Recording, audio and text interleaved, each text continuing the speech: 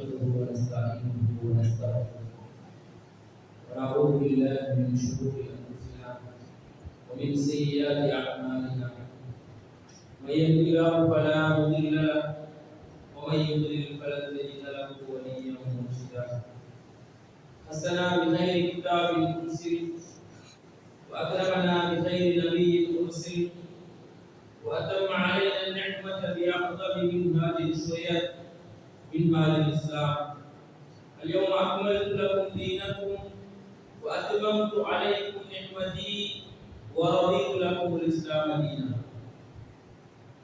اشهد ان لا اله الا الله واشهد ان محمدا عبد الله ورسوله وهو الذي ادى الامانه وبلغ الرساله ونصح للامه وجاهد في الله حق جهاده وتركنا على المحجة البيضاء ليلها كنهارها لا يزيغ عنها إلا هالك ومن يطع الله ورسوله فقد فاز فوزا عظيما ومن يعص الله ورسوله فقد ضل ضلالا مبينا اللهم صل وسلم وبارك على هذا الرسول الكريم وعلى آله وأصحابه ومن تبعهم بإحسان إلى يوم الدين فيا عباد الله أوصيكم وإياي أولا بتقوى الله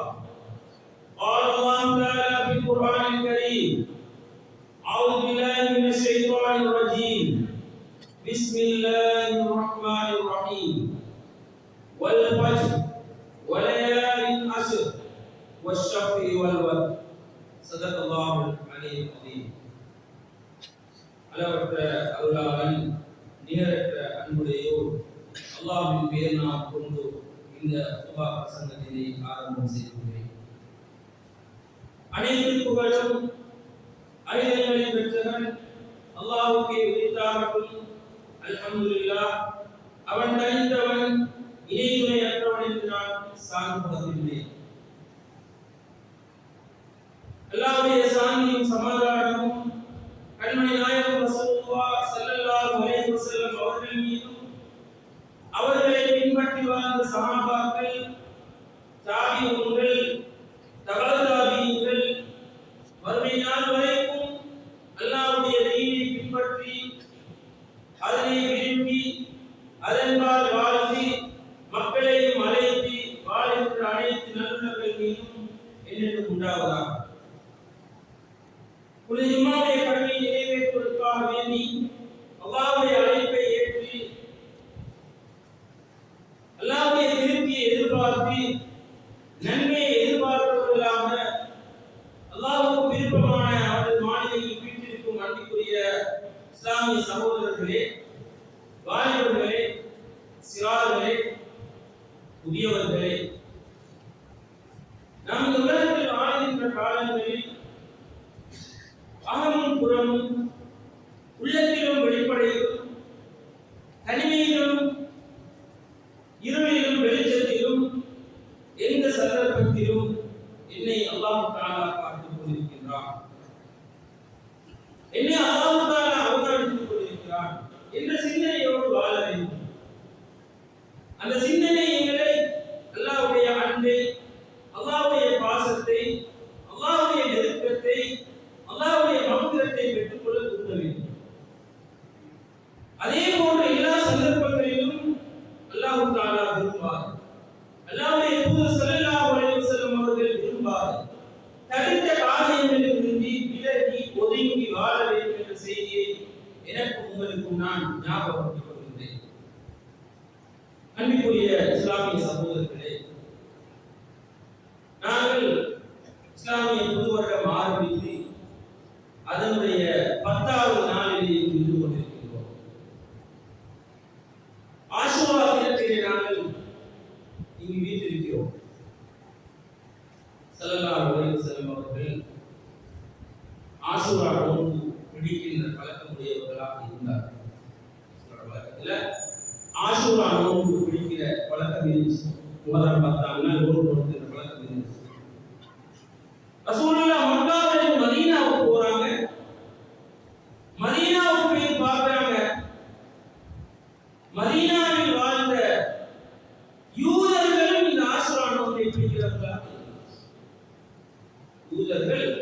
இந்த முஹர்ரம் 10வது நாள் ஆஷுரா நோன்பை பிடிக்கிறாங்க. அப்ப ரசூலுல்லாஹ் அவங்க கேக்குறாங்க, ஏன் நீங்க ஆஷுரா நோன்பை பிடிக்கிறீங்க? நாங்க மூசா அலைஹிஸ்ஸலாம் அவர்களை கண்ணியப்படுத்தும் முகமாக, நினைவுபடுத்தும் முகமாக, ஞாபகப்படுத்தும் முகமாக தான் இந்த தினத்தில் நோன்பு பிடிக்கிறோம். ரசூலுல்லாஹ் சொல்றாங்க, மூசா நபிக்கு கண்ணியப்படுத்தவும் கௌரவப்படுத்தவும் அவர்களை நேசிக்கவும் உங்களை விட நான் தான் உரிமை கூறினேன். எனவே இன்ஷா அல்லாஹ் அடுத்த வருடம் நான் ஆஷூரா நோன்பையும் இந்த யூதர்களுக்கு முரண்படுவதற்காக, யூதர்களிலிருந்து வேறுபடுவதற்காக, யூதர்களிலிருந்து முரணாக வாழ்வதற்காக மறுநாள் அல்லது முந்தைய நாளை நோன்பு பிடிப்பேன் என்று மறுநாளை நோன்பு பிடிப்பேன் என்று ஸல்லல்லாஹு அலைஹி வஸல்லம் அவர்கள் சொன்னார். ரசூலுல்லாஹ் சொல்றாங்க, அடுத்த வருஷம் இருந்த இன்ஷா அல்லாஹ் 10வது நோன்பை பிடித்து 11வது நோன்பை பிடிப்பேன். அது காலத்தில் ரசூலுல்லாஹ் சொல்றாங்க. ஏன்னா அந்த யூதர்களுக்கு முரணாக செயல்படுவதற்காக. சகோதரர்களே, இன்றைய தினம் எனக்கு சொல்ற முக்கியமான செய்தி, இந்த உலகத்துல முஸ்லிம்களுக்கு இருக்கின்ற ஒரு மிகப்பெரிய சவால், ஒரு மிகப்பெரிய பிரச்சனை, அல்லாஹ்வுடைய தீனுக்கு இஸ்லாத்துக்கு இருக்கின்ற மிகப்பெரிய சவால், மிகப்பெரிய பிரச்சனை யார் தெரியுமா? யூதர்கள். வரலாற்று நெடுகிலையும் இவர்கள் தான் இருந்து வந்திருக்கிறார். அன்று தொட்டு இன்று வரை பல போதைகள் வெளிப்படையாக தெரியும், பல போது வெளிப்படையாக தெரியா, ஆனால் இந்த யூதர்கள் எங்களுக்கு எதிராக செயல்பட்டு இஸ்லாத்திய வளர்ச்சிக்கு, இஸ்லாத்திய முன்னேற்றத்துக்கு, முஸ்லிம்கள வளர்ச்சிக்கு, முஸ்லிம்கள முன்னேற்றத்துக்கு அடிப்படை தடையாக இருக்கிறார்கள். மறைமுகமாக செயல்படுகின்ற யூதர்கள் தான். இதன் மேலேயும் தான் கடந்த கால வரலாறுகளுக்கு பின்னால் அவர்களுக்கு பல தொடர்பு இருக்கலாம். எனவே முஸ்லிம் சமூகம் எப்பவும் கவனமாக இருக்கணும். நாங்கள் இந்த யூதர்களுடைய வாழ்க்கைக்குரியவர்களாக போயிடக்கூடாது, யூதர்களுடைய வாழ்க்கைக்கு முரணாக வாழக்கூடியவர்களாக நாம் இருக்கணும். கவனமாய் கவனமாய் சகோதரர்களே, யூதர்களுடைய வாழ்க்கையை முரணாகிறேன், யூதர்கள் நான் முரண்பட்டேன். இன்னைக்கு உலகத்துல இஸ்லாத்தை வாழ வைக்கணும் நாங்க எடுக்கிற முயற்சி, உலகத்தை வாழ்கின்ற முஸ்லிம்கள் இஸ்லாத்தை வாழ வைக்கணும், தீனை வாழ வைக்கணும் என்பதற்காக எடுக்கிற முயற்சிக்கிறேன். அந்த முயற்சியை விட பல மடங்கு முயற்சி எடுக்கிறான் யூதன் இஸ்லாத்தை இல்லாமல் ஆக்க செய்யணும். சொல்றது எல்லாருக்கும் இப்பதான் யோசிச்சு, நாங்க இஸ்லாத்தை வாழ வைக்கணும் என்பதற்காக படுற கஷ்டம் நீங்களே, முயற்சியிலே அந்த முயற்சியை பல மடங்கு கூட முயற்சி செய்யலாம் யூதன் இஸ்லாத்தை இல்லாமல் ஆக்கணும். எனவே அப்படியான ஒரு காலத்துல இந்த யூதர்களுக்கு எதிராக நான் எப்படி கேட்கும், அல்லது யூதர்களுக்கு எதிரான வாழ்க்கையை எப்படி அமையணும் என்று நாங்க வரலாற்று படிச்சு பார்க்க இருப்பேன். இன்னைக்கு எங்களை போட்டு கல்யாணத்தை யோசிப்பாங்க, எங்களை போட்டு கல்யாணம் இஸ்லாம் சொன்ன கல்யாணமா இருக்கு. எங்கட நாம ஆரிய கலாச்சாரங்களை பார்த்து எங்கட புலவர் காலத்துக்கு காலம் மாற்றிக்கொண்டிருந்த இந்த கலாச்சாரம், குறிப்பாக ஆண்கள் பெண்கள் எல்லாரும் இப்படி எத்தனையோ சொல்லி போகுது. நான் இன்றைய இந்த வகுப்பாவில் யூதர்களுக்கு எதிரான ஒரு விடயத்தை வாழ்க்கையில் நாம் அமல்படுத்துவதற்கு பார்க்கிறோம். யூதர்களுக்கு இந்த ஒரு முக்கியமான பண்பு ஸல்லல்லாஹு அலைஹி வஸல்லம் அவர்கள் சொன்னார், அதுதான் முனாஃபிக். இந்த முனாஃபிக் மனிதர்களுக்கு இருக்கிற ஒரு பண்பை ரசூலுல்லாஹ் சொன்னார். அது என்ன தெரியுமா? அவர்களுக்கு அதிகாலை பொழுதிலே எழும்பி சோறு தொழ, அதிகாலை பொழுதிலே எழும்பி சோறு தொழ. முனாஃபிக்களுக்கு கஷ்டம்,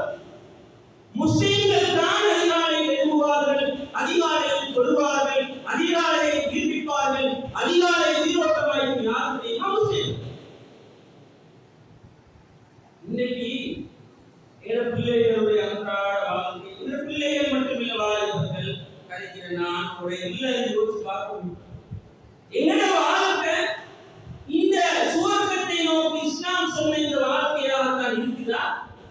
வீடு திரும்பி நாம எல்லாம் ஒரு வாரம் வெளிகள் பயான் கேட்போம், ரேடியோல முஸ்லீம் நிகழ்ச்சியில பயான் கேட்போம், அதெல்லாம் ஒரு விசேட பயான் கேட்போம், சோசியல் மீடியாவோட பயான் கேட்போம். கேட்கிற டைம் எல்லாம் வெளியில் தெரியும், இப்படிதான் வாழணும், இப்படிதான் முஸ்லீம் தெரியும். ஆனா அப்படி வாழணும், வாழ ஏழுமா இருக்குதா? வாழ்றாங்க, நான் சந்தோஷமா சொல்லலாம். ஆனால் பழைய சலாத்தான் என்ன காரணம்? நான் சிந்தனையாக மாற்றி அமைக்கப்பட்டிருக்கிறோம். இந்த யூதர்களுடைய சலிவரை திட்டங்களை ஏதோ மாற்றி வாழ்க்கையில இலக்கு கூட மாற்றப்பட்டு இன்னைக்கு காலையில் சமூக பச்சோத்தரமான வாழ்க்கை பல மனிதர்கள் இருப்பாங்க. பின்னால் இந்த சதிகள் காரணமாய் சகோதரர்களே, இஸ்லாம் ஒரு மூமினுக்கும் ஒரு முனாஃபிக்குக்கும் வேறுபடுத்துகிற ஒரு இடமாக இந்த அதிகாலை பொழுது வச்சு ரசூலுல்லாஹ் சொன்னாங்க, அஸ்கலு ஸலாத்தி அலல் முனாஃபிக் ஸலாத்துல் ஃபஜ்ர். சுபஹானல்லாஹ் அதிகாலை பொழுது எழுந்து தொழுவது இது முனாஃபிக்களுக்கு கஷ்டமான யூதர்கள் தான் இந்த முனாஃபிக்கள் வரலாற்று சகோதரர்களே. எனவே இந்த அதிகாலை பொழுது என்பதை ஒரு முஸ்லிமுடைய வாழ்க்கையில ஒரு பெரிய மாற்றத்தை உருவாக்கும். அதே போல பிள்ளைகள் எங்களோட வாழ்க்கையில மாற்றம் வரணும்னா என்ன தீர்வு? என்ன தீர்வு? நாங்கள் எல்லாரும் இந்த குர்ஆன் பக்கம் நீளம், குர்ஆன் பக்கம் திரும்பணும். இல்ல உங்களோட எங்க வீட்டுல எங்க பிள்ளைட எங்க குடும்பத்துல வழிகாட்டியா கைடா குர்ஆன் வரும், குர்ஆன் போதனை வரும். எங்க பிள்ளைகளோட உள்ளங்களோட குர்ஆன் போகும். காலையிலே ஈமான் உதிக்கிறோம். இதுக்கு சீரியஸா நம்ம யோசிப்போம். நாங்க பிள்ளை வளர்க்கறதுக்கு ஆரம்பிக்கிறது தெரியுமா? எல்லாரும் இப்போ சொல்லல, சமூகத்தில் ஒரு பிரச்சனை. அவன் ஓலவரை எத்தனை மணிக்கு குழப்பம் போடணும், அல்லது ஓலவரை வகுப்பு கொண்டு குழப்பம் போட ஆரம்பிப்பான். அப்பதான் எல்லாரும் திருத்தம் யோசிப்போம். திருத்தவே இல்லை, எந்த தடையும் இல்லை. ஆனால் 5 வளையாது 50 வளையாது நாங்கள் எல்லாரும் சொல்லணும். அவனுக்கு யோசிக்க வேண்டிய பருவம் ஆரம்பம். பிள்ளைகளை மாற்றணும்னா யோசிக்க வேண்டிய பருவம் ஆரம்பம். உண்மையில இன்னைக்கு வளர்ந்து இந்த வாலிபர்கள் எல்லாரும் ஒப்பிட்டு பார்த்தா ஓரளவு அல்ஹம்துலில்லாஹ் ஏதோ ஒரு வகையில பாதுகாப்போட இருக்கிறாங்க. நாளை எதிர்கால எவ்வளவு சவாலை தெரியுமா? ஒரு பக்கம் போதை பொருள் பிரச்சனை, இன்னொரு பக்கம் இன்னைக்கு உருவாகிற புதிய சிந்தனை, ஹோமோசெக்சுவல் போன்ற பெரிய பிரச்சனைகள் சமூகத்தில் தோற்றப்பட்டு இந்த அளவுக்கு நாங்கள் தெரிஞ்சுக்கிறோம் தெரியாம இருக்கிறோம் தெரியாது. இந்த நிலையில இந்த சமூகத்தை நாம் பாதுகாக்கணும் இல்லையா? அவனை பாதுகாக்கணும். என்ன வேணும்? அவனை உள்ளுக்குள்ள ஈமான் போகணும், குர்ஆன் போகணும், அவன் எல்லாரோட உறவு வளர்த்து கொள்ளணும். இந்த முனாஃபிக்களுக்கு நாங்கள் பிரிச்சு எடுக்கணும். சகோதரர்களே, எப்படி நாங்கள் செய்யுது, எப்படி நாங்கள் சாத்தியப்படுத்துறது?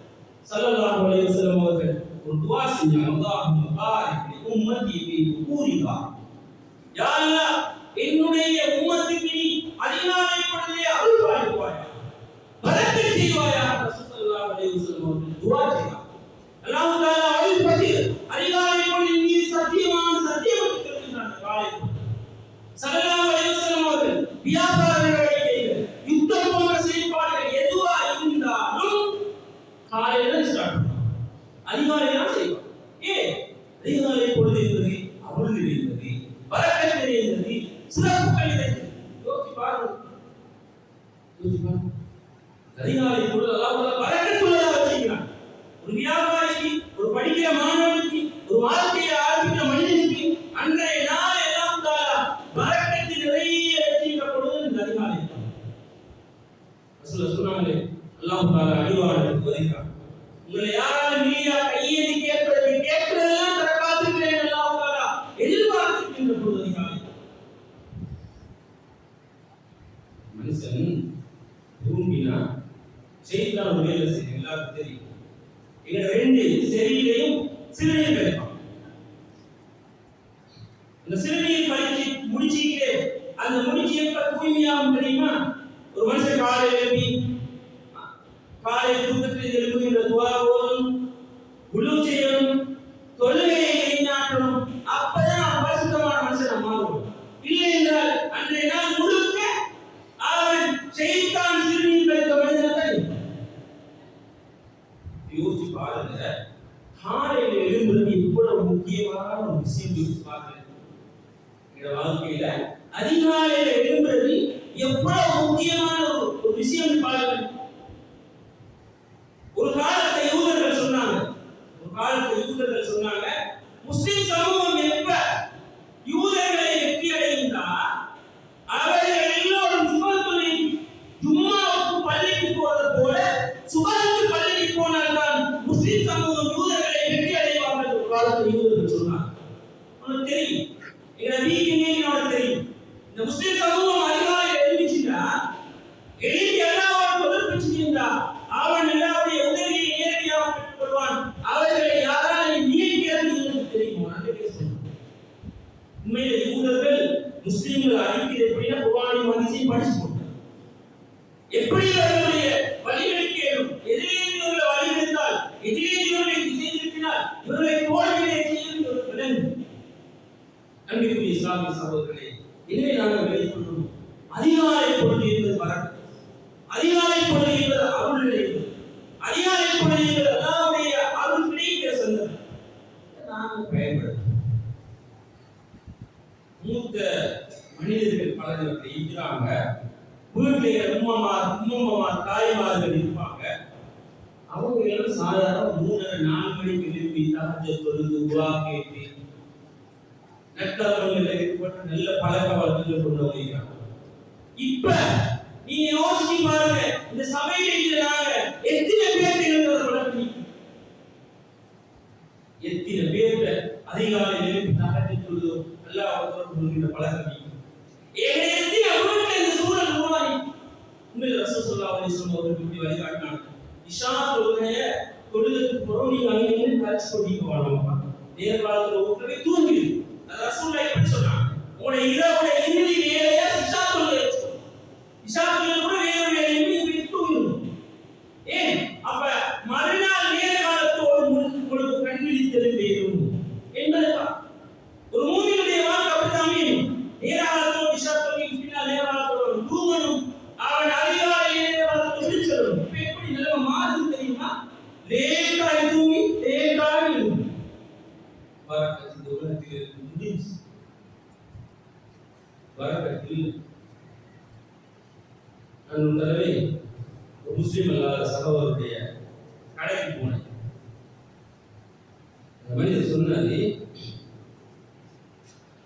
உங்களோட சமூகத்தில் இருந்தால் நான் ஒரு விஷயத்தை படிச்சு கொண்டேன், பிசினஸ்ல இருக்கிற டெக்னிக்கோட படிச்சு கொண்டேன். அவர் கேட்ட என்ன காலையில் 7 மணி கடை வந்துடும். அதோட சமூகத்தில் நான் படிச்சு கொண்டேன். எங்க சமூகம் அன்னைக்கு அப்படி விலகி இருந்துச்சு, பரக்கத்து இருந்துச்சு. அல்லாஹ் தஆலா பரக்கத்து உலகத்துல, அல்லாஹ் பரக்கத்து உலகத்துல முஸ்லிம் அல்லாதவர்கள் பிரிச்சு போவார். வசியத் அஹ்மதி பிளஸ் அல்லாஹ் யாரும் எல்லாரும் பரணிங்க முஸ்லிம் அல்லாதவர்கள் அரஹ்மான் அரஹீம் மறுமையில அல்லாஹ் முஸ்லிம் அல்லாதவர்கள் எல்லாரும் கிடைக்கும். யாரெல்லாம் அந்த சந்தர்ப்பத்தை பயன்படுத்தாங்க இது இஸ்லாமிய சகோதரர்களே, நாங்கள் எல்லாரும் சிந்திக்கிற ஒரு சமூகம் தான் இந்த சிறார்கள், வாலிபர்கள், சின்ன பிள்ளைகள். இவங்களை எதிர்காலத்தை நான் ஒளிமயமாக்கணும்னு ஆசைப்படுறோம். இவங்க எதிர்காலம் ஜெயிக்கணும்னு நான் ஆசைப்படுறோம். அதுக்கு ஒரு தீர்வு நான் பேசுறேன். உண்மையில நான் மிக நன்றியோடு ஞாபகப்படுத்துகிறேன். இந்த விண்வெளியில் நான் பல தடவை சம்பந்தமா பேசியிருக்கிறேன். நிர்வாகம் இந்த ஊர்ல இந்த இப்படி ஒரு மாற்றம் ஏற்படுத்தணும்னு சொல்லி தொடர்ந்து முயற்சி செய்கிறார்கள். நாங்கள் பல இடங்களுக்கு போவோம். தினை சொற்பமானவர்கள் தான் சமூகத்தில் எப்படியாவது ஒரு மாற்றம் வரணும் என்பதை தொடராக முயற்சி செய்கின்றவர்கள். இல்லாட்டி ஒரு பொதுவாக முடிச்சுக்குவாங்க. ஆனால் தொடராக முயற்சி செய்யப்படுகின்றது. இந்த பிள்ளைகள் காலையிலே மதரசாக்கள் கலைக்கப்பட்டு, பள்ளிவாயல்கள் கலைக்கப்பட்டு, அல்குர்ஆன் மனனம் செய்யப்பட்டு, துஆக்கள் ஓதுகின்ற, ஔராதுகள் ஓதுகின்ற ஒரு நல்ல பரம்பரையை உருவாக்குகின்றதே இந்த நிர்வாகம் ஒரு பெரும் தேவையாக இருக்கிறார். பல முயற்சிகள் செய்கிறார். சகோதரர்களே, இன்னைக்கு காலை மனுஷன் மாலையில வீட்டுக்கு ஒருவன் தெரியா வீட்டுக்கு பயணம் போனான். அப்படியா ஒரு சூழல். அல்லாஹ்வுடைய தூதர் ஸல்லல்லாஹு அலைஹி வஸல்லம் அவர்கள் சொன்னார்கள், யார் சுபஹ் தொழுகையை தொழுகிறாரோ அவர் மாலை வரைக்கும் அல்லாஹ்வுடைய பாதுகாப்பு இருக்கிறார். ரசூலுல்லாஹ் ஸல்லல்லாஹு அலைஹி வஸல்லம் அவர்கள் சுபஹ் தொழுகைக்கு பின்னால ஓதிக்கிறியோ அவுராத் இருக்கின்றன. அதெல்லாம் எனக்கு ஒரு பாதுகாப்பு, செக்யூரிட்டி. பாதுகாப்பு, ஆபத்துகளின் பாதுகாப்பு. இந்த காலை பொழுது ஒரு பரக்கத்தான யோசிப்பாங்க. எங்கட பிள்ளைகளுக்கு இந்த வாய்ப்பை கட்டாயம் பெற்றுக்கொண்ட பொறுப்பு நிர்வாகத்தில் இருக்கிறது போல பெற்றார்கள் ஊரில் இருக்கின்ற உலமாக்களுக்கு பெரிய பொறுப்பு. எங்களுக்கு தெரியும், எங்க நாட்டில் போர் கல்வி திட்டம், ஒரு போட்டியோடு சம்பந்தப்பட்ட கல்வி திட்டம். ஸ்கூல்ல போய் படிக்கணும். அவர் ஸ்கூல்ல படிச்சு கொண்டு வரவே எதிர்பார்த்து அடுத்த கிளாஸ் இந்த கல்வி திட்டத்தில் மாணவன் எப்படி சேர்த்தானே நீங்க மேல வர வேண்டிய தேவை. ஆனால் ஒரு முஸ்லிமை பொறுத்த மட்டும் அவனுக்கு நல்ல ஒரு வாய்ப்பு தான். நான் ஈவினிங் டைம் கொடுப்போம், இல்லையா படிக்கட்டும், கிளாஸ் போகணும். இந்த அதிகாலை இப்பொழுது வரக்கத்தை தெரிஞ்சு இருக்குதேவாப்பா, நாங்கள் எவ்வளவு இந்த வரக்கத்தை பெற்று கொடுப்போமே. இப்படி யோசிங்க. பிள்ளை அதிகாலையில் எழும்பி தஹஜ்ஜுத் தொழுது, சுபஹ் தொழுது, இந்த குர்ஆனோட அல்லாஹ்வோட தொடர்பு கொள்வானா அவன் மனசு எவ்வளவு சந்தோஷமாய். அவன் ஷைத்தான் ஜீவானா, அவனை யாராலும் வழிகெடுக்க முடியுமா? அவன் உள்ள எவ்வளவு ஃப்ரெஷ் ஆகி இந்த இடத்துல இருக்கிறாங்க. குர்ஆன் மனனம் செய்கின்ற, குர்ஆன் படிக்கின்ற மாணவர்கள் அவனுக்கு அனுபவம். அதிகாலையில் எழுப்பினா டிஃபில் செய்வான், குர்ஆன் மனனம் செய்வான். என்ன காரணம்? அந்த நேரம் நல்ல ஞாபக சக்தியை பெற்றுத்தார் நேரம், நல்ல மன சக்தியை பெற்றுத்தார் நேரம். இன்னொரு பாக்கியம், எங்க பிள்ளை அதிகாலையில் எழுப்பி குர்ஆன் மனனம் செய்யும்னா அனுபவத்தை கண்டது சொல்றேன். எந்த மாணவன் குர்ஆன் மனனம் செய்வானோ அவனுக்கு இந்த உலகத்தில் இருக்கின்ற எந்த துணையையும் இலகுவாக அந்த அளவுக்கு அவருடைய அறிவு, சிந்தனை, மனப்பாங்கு, ஞாபக சக்தி, விளங்குகின்ற ஆற்றல், நிதானம் எல்லாம் வளரும். இதெல்லாம் குர்ஆனிலே மறைமுகமான அருள் வரக்கத்து. எனவே எங்க பிள்ளைகளுக்கு, எங்க மாணவ செல்வங்களுக்கு அதிகாலை பொழுதுல இப்படி ஒரு வாய்ப்பு கிடைக்கின்றார். அவர்கள் சுபஹை தொழுது திக்ரவாதிகளில் ஈடுபட்டு, குர்ஆன் மனனங்களில் ஈடுபட்டு, குர்ஆனை படிச்சு, திக்ருகளை படிச்சு, நல்ல விடயங்களை மனனம் செய்து அவருடைய வாழ்க்கையை அவர் ஆரம்பிப்பார்கள். அவனுக்கு உலகத்தை இதோட எப்படி கிட்டடிய கொடுக்குறீங்க? எட்டாவது நான் பிள்ளைக்கு இதோட எப்படி கிட்ட கொடுக்க போறோம்? அவன் ஸ்கூலுக்கு போன பாவத்தில் பக்கம் போவான். கெட்ட எண்ணங்களை நான் பாதுகாப்பு, அவன் மனசும் அவனை பாதுகாப்பு, மல்லாவும் அவன் பாதுகாப்பான். அவன் எந்த ஒரு கெடுதியையும் அவன் பாதிக்காத. அவன் போதை பொருள் வியாபாரி ஒரு நாள் மாற்றிக்கொள்ள மாட்டான். அவனை வழிகெடுப்பவர்கள் யாரும் வழிகெடுக்கிறான். ஷைத்தான் அவனை நெருங்க மாட்டான். ஏன் அல்லாஹ்வுடைய பாதுகாப்பை நான் விசிவதில்லா, ஏன் நான் இந்த வாய்ப்பை பயன்படுத்தக்கூடாது? எனக்கு தெரியும், எல்லா அம்மாவோட மனசுல இருக்கிற ஒரு பெரிய கவலை, எனக்கு உட்பட, நான் உட்பட, உங்களுடைய எதிர்காலம் என்ன, இந்த சமூகத்தில் எதிர்காலம் என்ன, அந்த பச்சிலம் பிள்ளைகளுக்கு தெரியாது. இந்த சிச்சுவேஷன் என்ன, யாரை பழகிடுவான், எதை பழகிடுவான், எப்ப கெட்பான், பெரிய பயம். சகோதரர்களே, எல்லாத்துக்கும் ஒரு உத்தரவு, ஒரு பாதுகாப்பு உத்தரவாதம் இருக்கின்றது. அதுக்குரிய ஒரு வாய்ப்பான சந்தர்ப்பம் என்று அறியாமைப்படுது. இது எங்களுக்கே கற்கை கிஃப்ட். அதை நாங்கள் பயன்படுத்தல எங்களுக்கு கொடுத்து விசுவாதி யார் சகோதரர்களே? இது ஒரு விஷயத்தை நாங்கள் கூடுதலான அக்கறை எடுக்கணும். இல்லாத செய்தார்கள். சும்மா உதாரணமா சொல்றேன். மதரசா ஒரு 100 வயது ஊர்ல சுபஹ் தொழுகைக்கு பின்னால குர்ஆன் மதரசாக்கள் உருவாகின்றன. பிள்ளைகள் வாராங்கடா, வீட்டுல உள்ள எல்லாரும் எழுப்புவாங்க. அம்மா தாய் எழுப்புவார், தந்தை எழுப்புவார், எல்லாரும் சுபஹ் தொழுவாங்க. ஒரு நல்ல கலாச்சாரம் ஒரு கட்டி. நான் இந்த தலைவர்களோடு பேசுற சந்தர்ப்பத்தில் சொல்ற ஒரு உதாரணம் ஒன்று பிம்பத்தை இதுக்கு முழுக்கும் நான் உதாரணம் சொல்லிக்கிறேன். இந்தியாவில் மறைந்த அப்துல் கலாம் பேரறிஞர். விஞ்ஞானி அப்துல் கலாம் வாப்பா வந்து முந்தி கிராமங்கள் இருந்தாங்க. ஹசரத்னு சொல்றோம்னா ஹசரத்னு சொல்றோம். அப்படியான ஒரு பள்ளியில மோதினாவும் இருப்பார். தொழில்விக்கிற எதையும் செய்ய வைக்கிறத அவனை பார்ப்போம். அப்துல் கலாம் வந்து சுயசரிதை எழுதுகிறேன் சொல்றாரு. அவர் சின்ன வயசு அனுபவத்தை என் அம்மாவும் பாப்பாவும் அதிகாலை எழுப்பி சொல்லுவாங்க. அவங்க தொடர்ந்து வந்து சட்டியில தண்ணி சுழற்றி தான் தொழுவாங்க. தொழுவதுக்கு கூட இன்னைக்கு பாட்டி மீன் தருவாங்க. ஒரு என்ன சொல்லிருப்பாங்க, இது தஹஜ்ஜுத். தொழுவதுக்கு பின்னால் என்ன கூட்டிட்டு போவாங்க என் அப்பா விஞ்ஞான பாடம் கிளாஸ். அது பின்னால் வாப்பா வருவார் பள்ளிக்கு. அதான் சொல்றது சுபஹ். நான் சுபஹ் பின்னால நான் திரும்ப எங்க வாப்பாவோட போய் கணித பாட கிளாஸ். அதுக்கு பிறகுதான் நான் அடுத்த நாள் விடயங்களை ஆரம்பிப்பேன் சொல்லி அவர் அழகாக வரலாற்று வாழ்க்கை அனுபவத்தை சொல்றார்.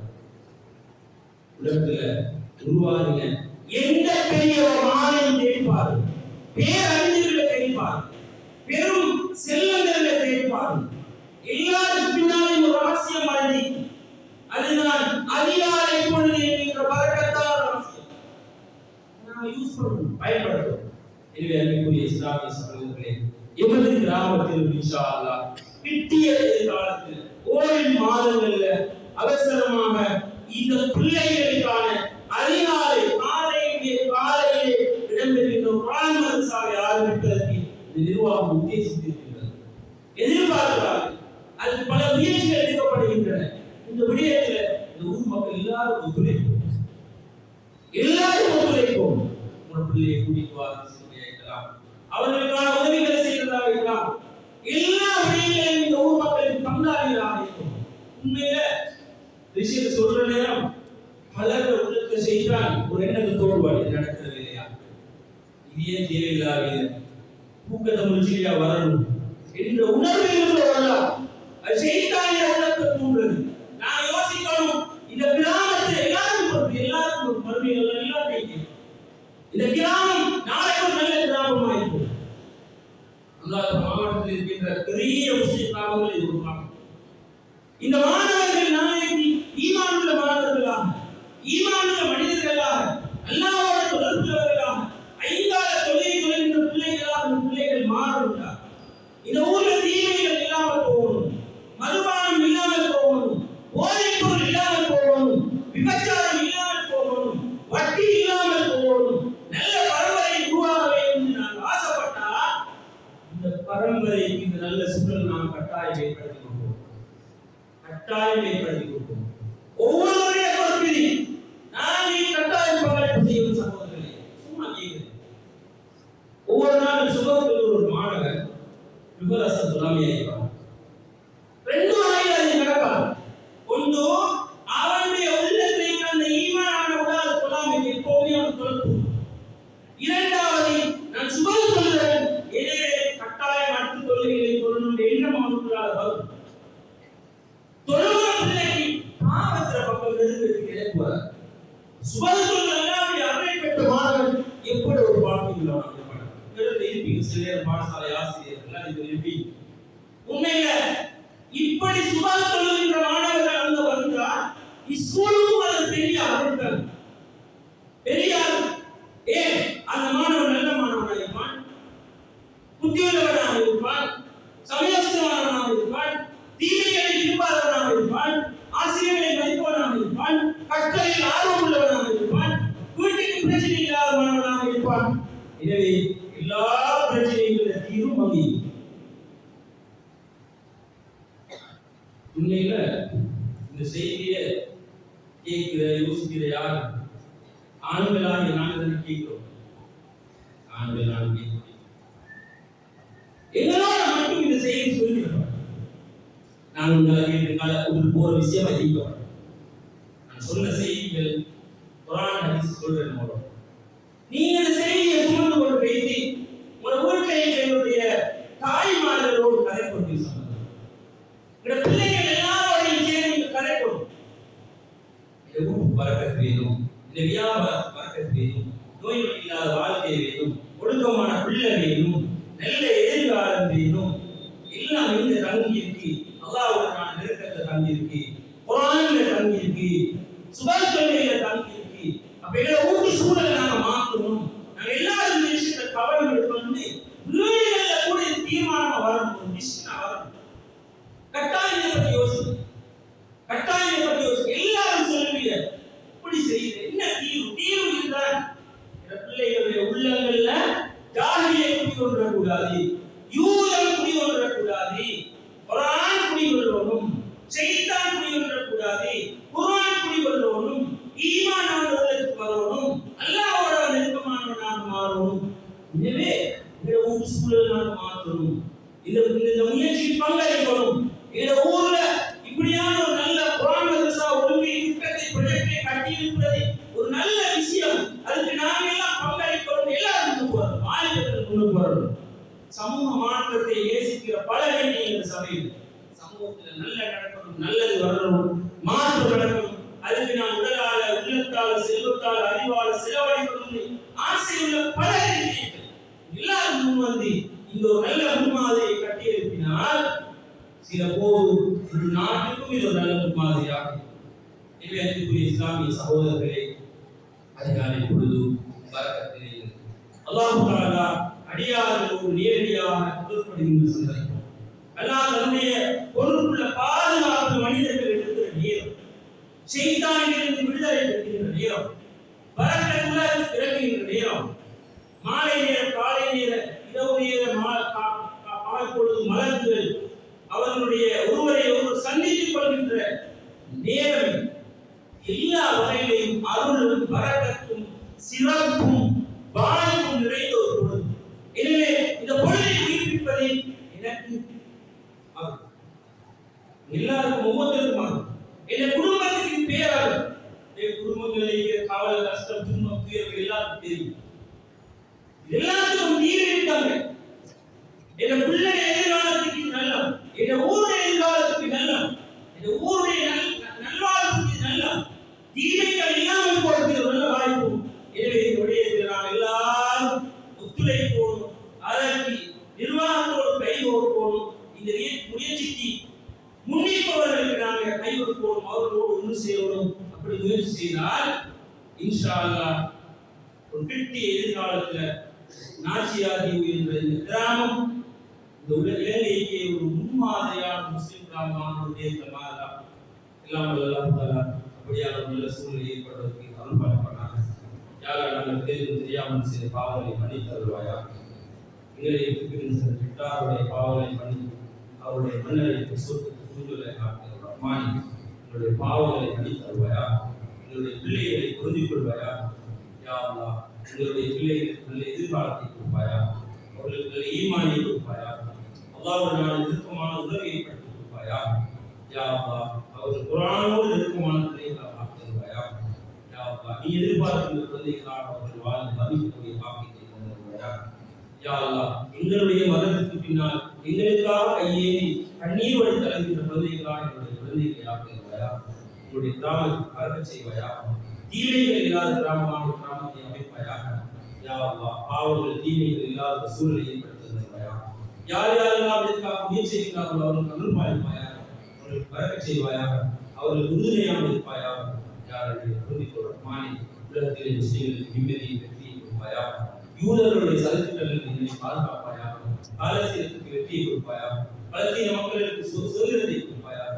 யாருடைய பிரார்த்தனை ரஹ்மானே. ஆமீன் ஆமீன் யா ரப்பல் ஆலமீன். அல்ஹம்துலில்லாஹி ரப்பில் ஆலமீன்.